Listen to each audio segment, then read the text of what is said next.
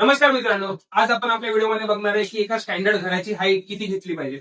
बघा, लक्षात घ्या, आज सारख्या मार्केटमध्ये जिथे सगळीकडे फर्निचरचा जमाना आलेला आहे, जिकडे नवीन नवीन फिटिंग झालेल्या आहेत, तुमच्या पीओपीच्या डिझाईन्स वाढलेल्या आहेत, अशा ठिकाणी तुम्ही जर नवीन घर कन्स्ट्रक्ट करताय तर तुम्हाला तुमच्या घराची हाईट किती घेतली पाहिजे. तर आजच्या या व्हिडिओमध्ये मी तुम्हाला सांगणार आहे.